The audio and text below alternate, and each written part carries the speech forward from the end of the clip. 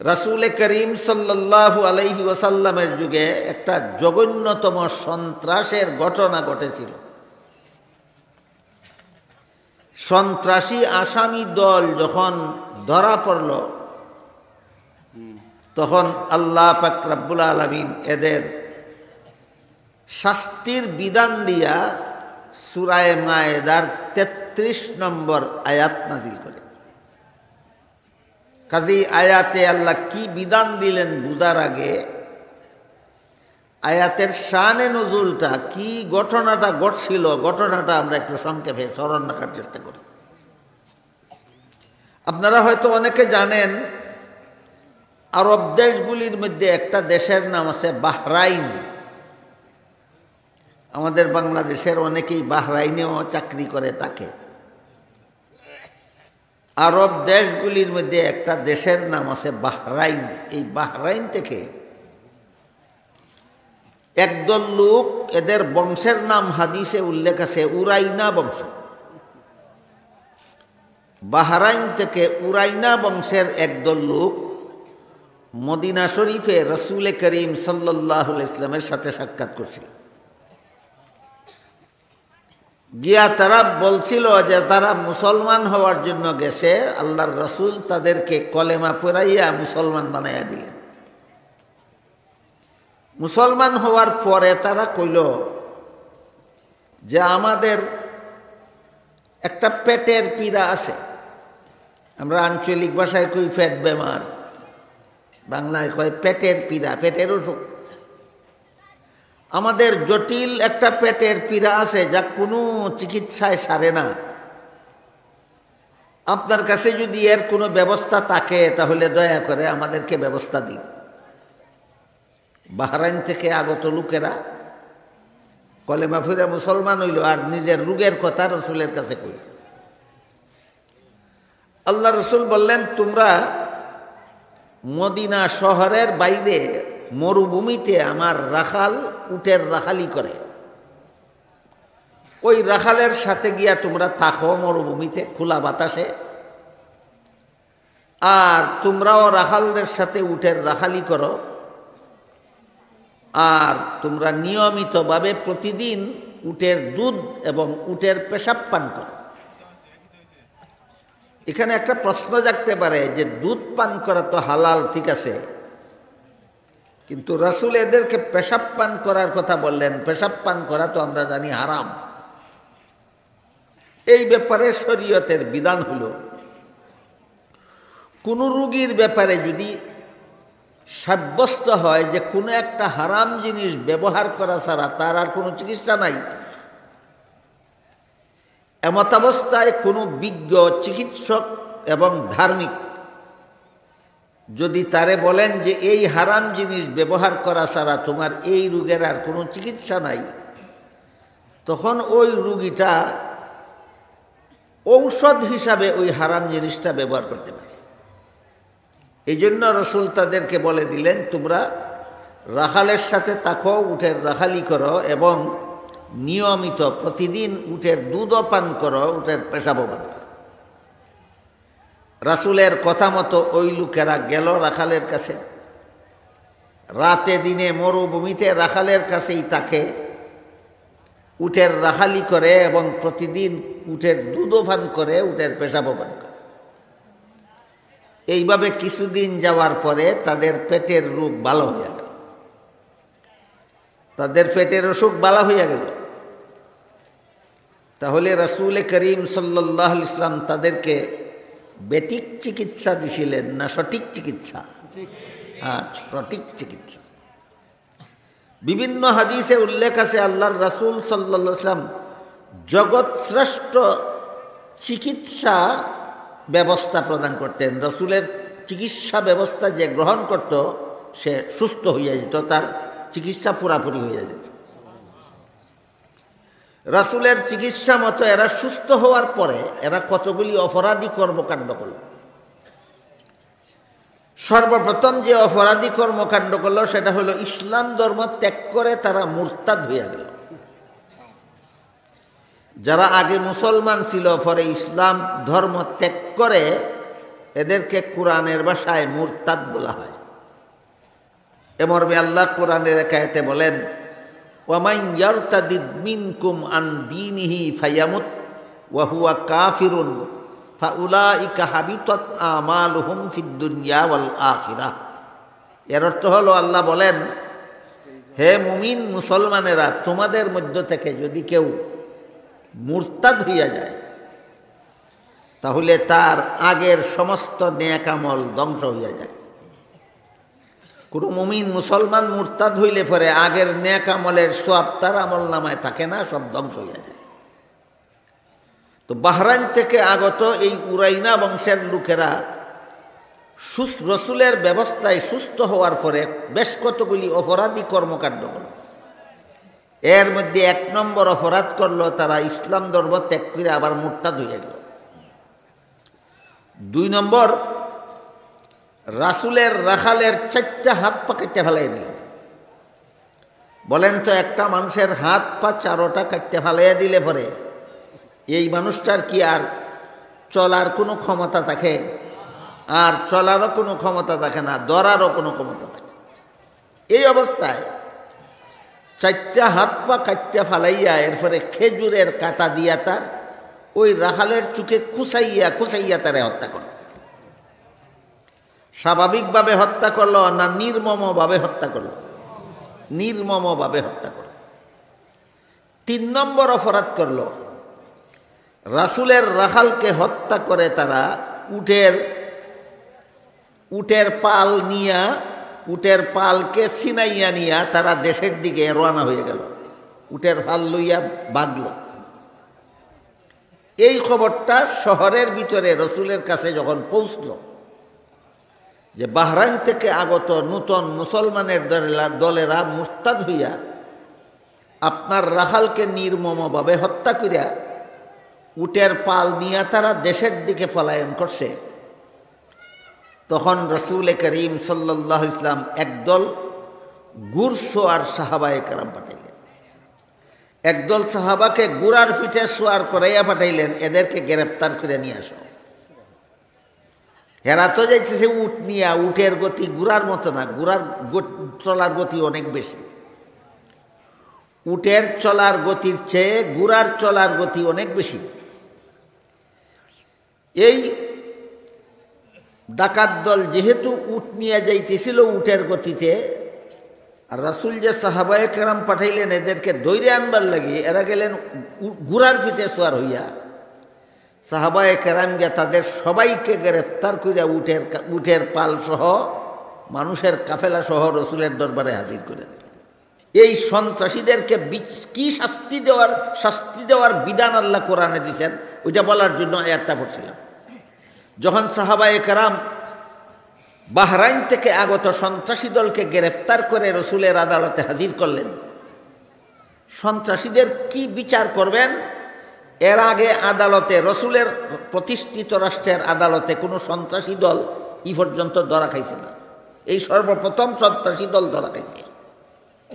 এদের কি বিচার করবেন এই ব্যাপারে আল্লাহ পাক রব্বুল আলামিন সূরা মায়েদার 33 নম্বর আয়াত নাযিল করে রসুলকে আদালতে সন্ত্রাসীদের বিচারের বিধান বলে দিয়েছেন।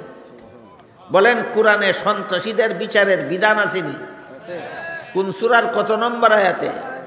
সূরা মায়েদার 33 নম্বর আয়াতে আল্লাহ বলেন, সন্ত্রাসীদের বিচারটা বোঝার আগে সন্ত্রাসীদের পরিচয়টা বুঝে নেওয়া দরকার। মুফাসসিরিন কেরাম তাফসীরের কিতাবে লিখেছেন 3 কাজ একত্র হইলে সন্ত্রাসী হয়। 3 কাজের সমষ্টির নাম সন্ত্রাস। 3 কাজের প্রথম কাজ হইল দলবদ্ধ হওয়া, দ্বিতীয় কাজ হইল অস্ত্রের ব্যবহার করা, তৃতীয় কাজ হইল নির্দোষের উপর হামলা করা। দল বেঁধে অস্ত্র নিয়ে নির্দোষের উপর হামলা করার নাম সন্ত্রাস। দল বেঁধে অস্ত্র নিয়ে নির্দোষের উপর হামলা করার নাম সন্ত্রাস। এবার বলুন, বাহরাইন থেকে একটা লোক এসেছিল না এক দল? দল পাওয়া গেল। রাসূলের রাখালের 4টা হাত পাও কেটেছিল হাতের দ্বারা না অস্ত্রের দ্বারা? অস্ত্র পাওয়া গেল। রাখাল দোষী ছিল না নির্দোষ? এবার বলেন, এরা দল বেঁধে অস্ত্র নিয়ে নির্দোষের উপর হামলা করলো কিনা, এইটার নাম ওই সন্ত্রাস। এই কাজটা যারা করে এরাই কোরআনের ভাষায় মুফসিদুন ফিল আরদ, আর বাংলা ভাষায় এদের বাংলা পরিভাষায় এদের নাম হলো সন্ত্রাসী, আর ইংরেজিতে এদেরকে বলে টেররিস্ট। ইংরেজিতে বলে টেররিস্ট, বাংলায় বলে সন্ত্রাসী, আর কোরআনের ভাষায় বলে মুফসিদুন ফিল আরদ। তাই আল্লাহ সূরা মায়েদার 33 নম্বর আয়াতের শুরুতে বলেন, ইন্নাল্লাযীনা ইউহারিবুনাল্লাহা ওয়া রাসূলাহু ওয়া ইয়াসআউনা ফিল আরদি ফাসাদা, যারা সন্ত্রাস করে আল্লাহ এবং আল্লাহর রাসূলের বিরুদ্ধে, অর্থাৎ রাসূলের প্রতিষ্ঠিত ইসলামী সরকারের বিরুদ্ধে বিদ্রোহ করে, এদের শাস্তির বিধান দিয়ে আল্লাহ বলেন সন্ত্রাসী কর্মকাণ্ড 4 প্রকার। দল বেঁধে অস্ত্র নিয়ে হামলা করে খুনও করলো, লুণ্ঠনও করলো, এটা হলো এক প্রকার কর্মকাণ্ড। আরেক প্রকার হইল দল বেঁধে অস্ত্র নিয়ে নির্দোষের উপর হামলা করে শুধু খুন করলো, লুণ্ঠন নয়। আরেক দল হলো দল বেঁধে অস্ত্র নিয়ে নির্দোষের উপর হামলা করে শুধু লুণ্ঠন করলো, খুন নয়। আরেক দল হলো দল বেঁধে, আরেক প্রকার হলো দল বেঁধে অস্ত্র নিয়ে নির্দোষের উপর হামলা করে খুন লুণ্ঠন কোনোটাই করতে পারেনি, তবে হামলা চালিয়েছিল। কত প্রকার হইল? 4 প্রকার। হয়তো খুন লুণ্ঠন দুটোটাই করছে, আর না হইলে শুধু খুন করছে লুণ্ঠন না, আর না হইলে শুধু লুণ্ঠন করছে খুন না, আর না হয় খুন লুণ্ঠন একটাও করতে পারছে না, তবে হামলা চালাইছিল। বুঝে থাকলে বলেন সন্ত্রাসী কর্মকাণ্ড কত প্রকার। আল্লাহ সূরা মায়েদার 33 নম্বর আয়াতে বলেন, প্রথম প্রকার সন্ত্রাসীদেরকে সদল বলে শুলিতে চড়িয়ে হত্যা করুন। প্রথম প্রকার সন্ত্রাসীদেরকে 2-1 রে না, সন্ত্রাসী দলের সবাইকে? সন্ত্রাসী দলের সবাইকে। এখানে একটা গুরুত্বপূর্ণ কথা আছে, 1-2 মিনিট সময় একটু বেশি লাগবে, আপনারা যদি ধৈর্য ধরে শুনেন আমি 2-1 মিনিটে এই কথাটা বলে দেব। মুফাসসিরিনে কেরাম তাফসীরের কিতাবে লিখেছেন, সাধারণ খুনের বিচার আর সন্ত্রাসী খুনের বিচারে এটা বেশ কম আছে। সাধারণ খুনের বিচারে যে খুন করলো তারই হত্যা করতে হবে, অন্যকে নয়। কিন্তু সন্ত্রাসী দলের একটা লোকে যদি কোনো মানুষ খুন করে থাকে, তাইলে তার দলের সবগুলিকে হত্যা করতে হবে। কথা বুঝে থাকলে বলেন সাধারণ খুনের বিচার আর সন্ত্রাসী খুনের বিচারে বেশ কম আছে। সাধারণ খুনের বেলায় যে খুন করলো শুধু খুনিকে হত্যা করতে হবে আদালতে, অন্যকে নয়। আর সন্ত্রাসী খুনের বেলায় একটা লোকে যদি কোনো মানুষ খুন করে থাকে, তাহলে তার দলে যতগুলি সন্ত্রাসী আছে সবগুলিকে হত্যা করতে হবে। তাফসীরের কিতাবে তার কারণ লিখেছেন। কারণটা কি? কারণ হলো একটা লোকে যে মানুষ খুন করছে সে নিজের বলে করছে না দলের বলে করছে, সুতরাং এই খুনের জন্য তার দলের সবাই দায়ী। তাই আল্লাহ পাক রব্বুল আলামিন বলেন, প্রথম প্রকার সন্ত্রাসী কর্মকাণ্ড যারা যদি কেউ করে তার দলের সবগুলিকে শুলিতে চড়িয়ে হত্যা করতে হবে। দ্বিতীয় প্রকার অপরাধ যদি কেউ করে তাদেরকে সদল বলে, তাহলে এক পাশের হাত আরেক পাশের পা কেটে দিতে হবে। চতুর্থ প্রকার সন্ত্রাসী কর্মকাণ্ড যদি কেউ করে থাকে তাকে জেলখানায় বন্দি করে দিতে হবে। আয়াত নাজিল হওয়ার পরে আল্লাহর রাসূল সাল্লাল্লাহু আলাইহি ওয়াসাল্লাম দেখলেন ওই গ্রেফতারকৃত সন্ত্রাসী দল এরা প্রথম প্রকারের সন্ত্রাসী কর্মকাণ্ড চালাইছে, খুনও করছে লুণ্ঠনও করছে। বলতে পারবেন কারে খুন করছে?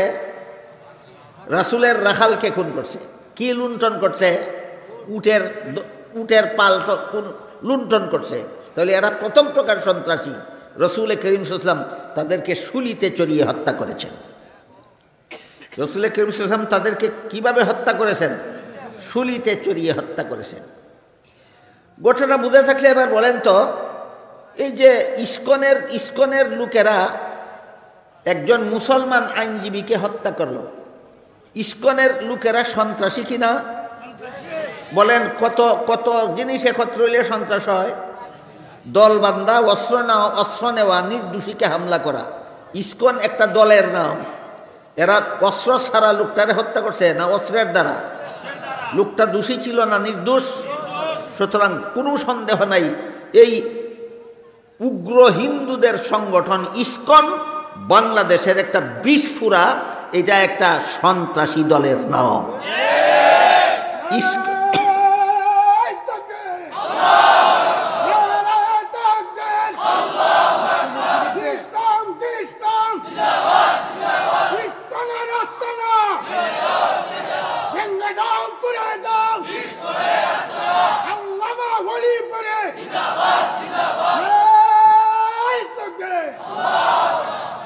আমি আপনাদেরকে একটা কথা জিজ্ঞেস করি, এই ঐতিহ্যবাহী জামিয়া সাদিয়া রায়দরের বার্ষিক মহাসম্মেলনে আমরা যদি স্লোগান দেই ইসকনের সন্ত্রাসীদেরকে গুড়িয়ে দাও, উড়িয়ে দাও, কিছু হবে না।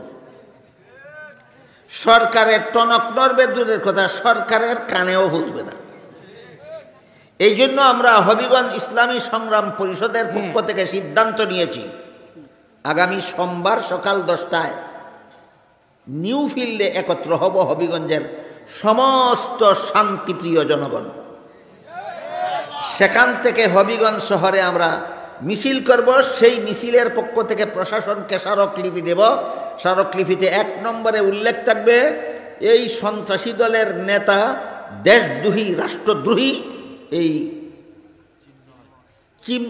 চিন্ময় কৃষ্ণ দাসাকে ফাঁসি দেওয়া হোক।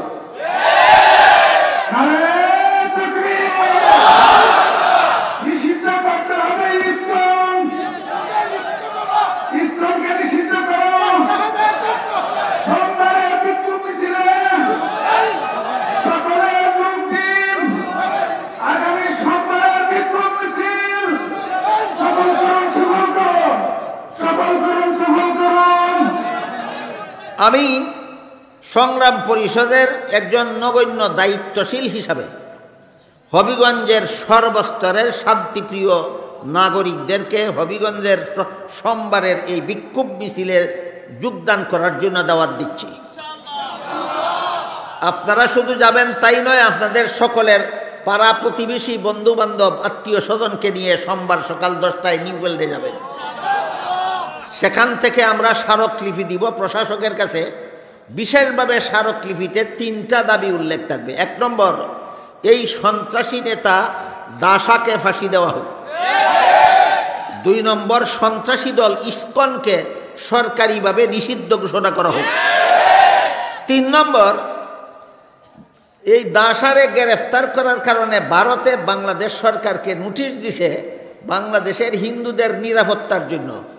হিন্দুরার নিরাপত্তা বিঘ্ন হইল কোথায়? জামাই আদর করিয়া তোরারে দুর্গা পূজা করতে দিছি, আর তোরার দেশও আমরার মুসলমানরে ফাটার মতো বলি দেশ, আর মুসলমানের মসজিদ ভাঙ্গিয়া মন্দির বানাস। বাংলাদেশের মুসলমান এতই ভদ্র, এতই সভ্য, এতই শান্তিপ্রিয় যে বাংলাদেশের 17 কোটি মুসলমান আজ পর্যন্ত বাংলাদেশের কোনো একটা হিন্দুদের মন্দির ভাঙ্গে নাই। কিন্তু ভারতের মালাউনরা মুসলমানদের শত শত মসজিদ ভেঙ্গেছে। বাংলাদেশে কোনো মুসলমান হিন্দুকে হত্যা করেনি। ইন্ডিয়ার হিন্দুরা মুসলমানদেরকে সবসময় হত্যা করে চলেছে। এই বেহায়া বেলাজা, বাংলাদেশের সরকারকে নোটিশ দিতে হবে না। আমি বাংলাদেশের সরকারের পক্ষ থেকে তোরে নোটিশ দিলাম, ভারতের মুসলমানদের জানমাল ইজ্জতের নিরাপত্তা দে। ভারতের মুসলমানদের কুরবানির সময় গরু জবাই করার নিরাপত্তা দে। ভারতের মুসলমানদের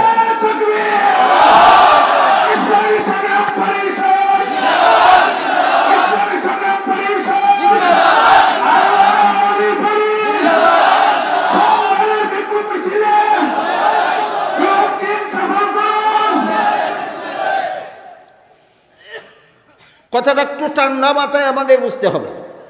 কেতনা বড় বেহায়া বেলাদা হইলে ভারত সরকার বাংলাদেশ সরকারকে নোটিশ দিতে পারে বাংলাদেশের হিন্দুদের নিরাপত্তা চাইয়া। বাংলাদেশের কোন হিন্দুর নিরাপত্তা কোন দিন নষ্ট হইল? মালাউনের দল মুসলমান আইনজীবীরে হত্যা করছে, নিরাপত্তা মালাউনের দলের নষ্ট হয়েছে না মুসলমানের নষ্ট হয়েছে? তাহলে নোটিশ তো আমাদের দেওয়ার কথা ছিল, তোরা ফালটা নোটিশ দেখ ভাইয়া কোথাকার। এই জন্য আগামী সোমবারে আপনাদের সকলের দাওয়াত। আগামী সোমবার সকাল 10টায় নিউ ফিল্ডে আপনারা সকলে একত্র হলে পরে আমরা প্রথমে সমস্ত টাউনে মিছিল করব। এরপরে সরকার প্রশাসনের কাছে স্মারকলিপি দিব। স্মারকলিপির মধ্যে আমাদের প্রধান 3টা দাবি থাকবে। 1 নম্বর, সরকারের কাছে দাবি থাকবে এই সন্ত্রাসী নেতা দাসারে ফাঁসি দেওয়া হোক। 2 নম্বর, সন্ত্রাসী দল ইসকনকে সরকারিভাবে নিষিদ্ধ করা হোক। 3 নম্বর, বাংলাদেশ সরকারের পক্ষ থেকে ভারত সরকারকে কড়া নোটিশ দেওয়া হোক, মুসলমানদের নিরাপত্তা দে, যদি বাংলাদেশের হিন্দুদের নিরাপত্তা চান, আল্লাহ আপনাদের আমাদের সবাইকে এই দেশের বর্তমান পরিস্থিতি মোকাবেলার জন্য জানে মালে এগিয়ে আসার সৌভাগ্য দান করুন। সবাই বলুন আমিন। সুবহান রাব্বিকা রাব্বিল ইজ্জাতি আম্মা ইয়াসিফুনা ওয়া সালামুন আলাল মুরসালিন ওয়াল হামদুলিল্লাহি রাব্বিল আলামিন। উঠবেন না, কেউ উঠবেন না আপনাদের জন্য। হুজুর দোয়া করবেন, আর আমরা তো আসলে